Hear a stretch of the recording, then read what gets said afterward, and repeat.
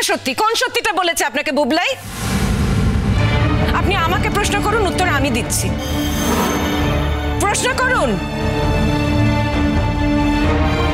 উঠান, প্লিজ শান্ত হও, উঠান। Shut up. আমাকে কোনো সাজেশন দিতে হবে না তোমাদের। আমার জীবনের সত্যি আমার জীবনের সত্যি। তুমি কি ভয় পাচ্ছ নাকি? কিসের ভয় উঠান? জানি না। এই যে আমাকে শান্ত করছো, এই যে বলছো আমাকে কন্ট্রোল করতে, উনি যে এত বড় অ্যালিগেশন এনেছেন আমার বিরুদ্ধে, উনি বলছেন যে বুবলাই যে কথাগুলো বলেছিল সেগুলো সমস্ত সত্যি। আমি কোনো উত্তর দেব না, প্রতিবাদ করব না, চুপ করে থাকবো? বুবলাই কি বলেছে আমি জানি না, আমি শুনিনি।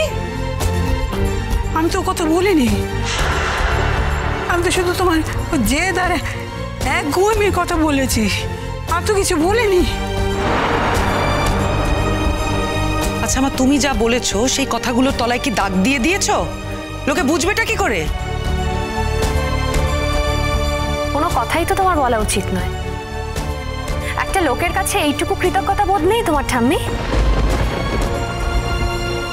এই মানুষটা তো তোমার সংসারের জন্য নিজের জীবন দিয়ে দিয়েছে, তারপরেও আজকে এই ধরনের খারাপ কথা বলতে পারছো তাকে? ছি ঠাম্মি, আমাদের সবার খারাপ লাগছে।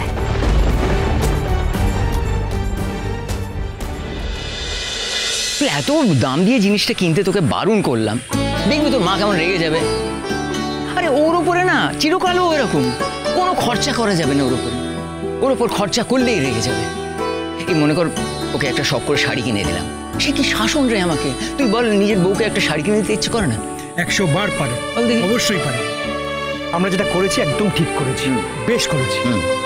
তুমি যেটা কিনেছো নিজে হাতে গিয়ে মাকে পরিয়ে দেবে, আর সেটা আজকে সবার সামনে দেবে। বলছিস? একদম। চলো। বাবা, মানে আমি কি এমন বললাম তো তাই বুঝতে পারছি না।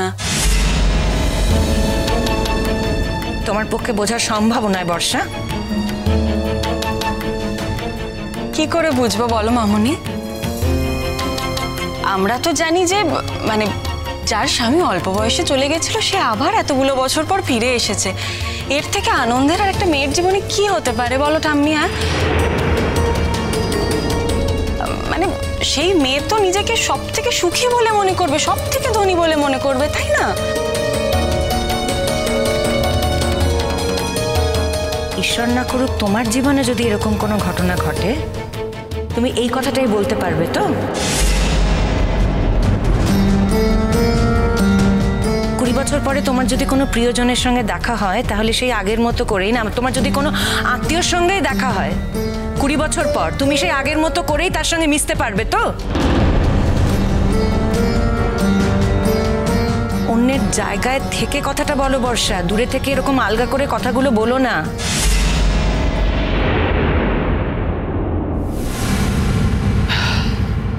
কোথায় গিয়েছিলে দাদা ভাই? আর বলিস না, বুবলাই আমাকে জোর করে সোনার দোকানে নিয়ে গেছিল। কেন রে, সোনার দোকানে কি কিছু কিনলি নাকি? বাবা কি কিনলেন দেখান দেখান। বৌমা, আমার তো এখন পয়সা কড়ি নেই, তা খুব শিগগিরই কোনো চাকরি বাকরির ব্যবস্থা করব। এখন আমার ছেলের পয়সায় আমার বউয়ের জন্য একটা জিনিস কিনতে হলো, এ বড় অস্বস্তিকর।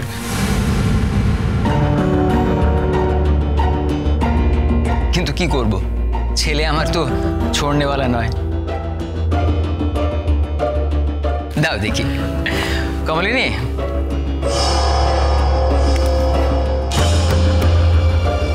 কমলিনী, দেখো তোমার ছেলের কাণ্ড। আমাকে জোর করে সোনার দোকানে নিয়ে গিয়েছিল তোমার জন্য একটা আংটি কেনার জন্য। ওর খুব শখ, এই আংটিটা তুমি পরো, দেখো তো পছন্দ হলো কিনা তোমার। এটা কে আনতে বলেছে তোমাকে?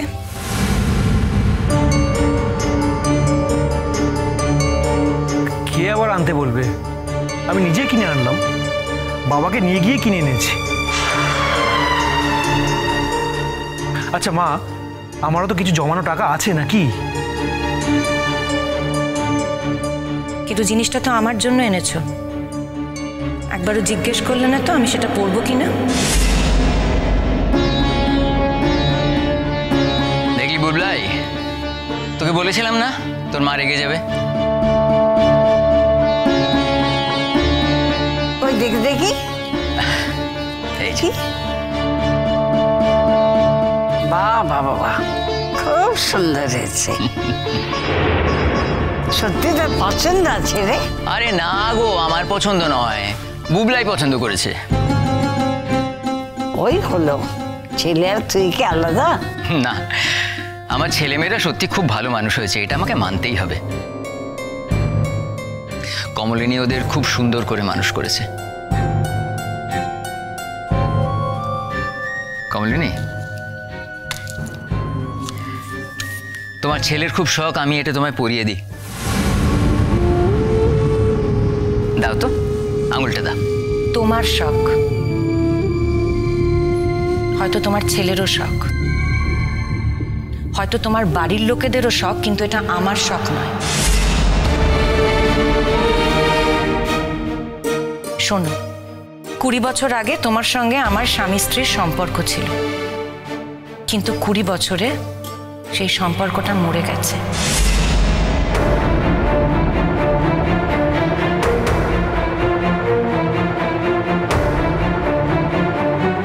আর কোনো মৃত ব্যক্তি বা কোনো অজানা ব্যক্তির কাছ থেকে কোনো কিছু নিতে আমার অস্বস্তি হবে।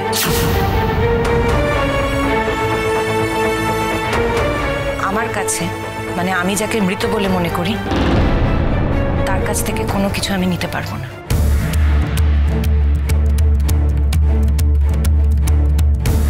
তুমি এটা কি বলছো কমলিনী? বৌদি ভাই, কেন, তুমি কি আমার কাছ থেকে অন্যরকম কোনো উত্তর আশা করেছিলে দিদি ভাই? না না, মানে দাদা ভাই হাতে করে নিয়ে এসেছে।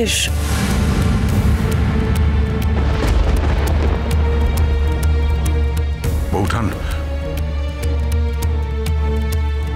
পড়ে নাও, পড়ে নাও তুমি। দেখি।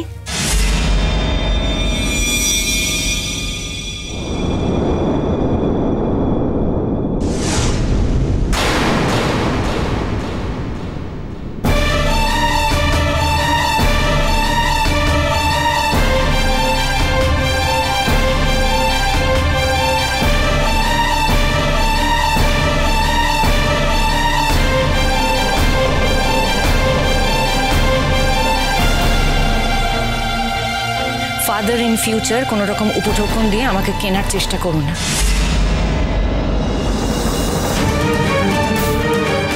লোভ আমার কোনোদিনই ছিল না, চরম দুর্দশার মধ্যে পড়েও লোভী আমি কোনোদিনই হয়ে উঠিনি। যখন নতুন ঠাকুরপো আমাকে কোনো জিনিস দিয়েছে, সেটাকে কিন্তু আমি আত্মসাৎ করিনি নিজের ভেবে। সবসময় এটাই ভেবেছি যে জিনিসটা তার, তাই লোভ দেখিয়ে কোনোদিন আমাকে কেউ কিনে নিতে পারেনি। তাই দয়া করে আমি তোমাকে একটা কথা বলছি, মন দিয়ে শোনো। আমি জিনিসটা ফেলে দিলাম বলে তোমার হয়তো খারাপ লাগলো, কিন্তু এছাড়া আমার আর কোনো উপায় ছিল না। তার কারণ অন্য কোনোভাবে আমি কথাটা তোমাদেরকে বোঝাতে পারছিলাম।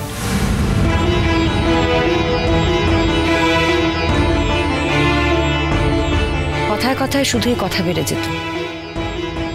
আমি তোমার কাছ থেকে কোনো উপহার নিতে পারবো না। সরি।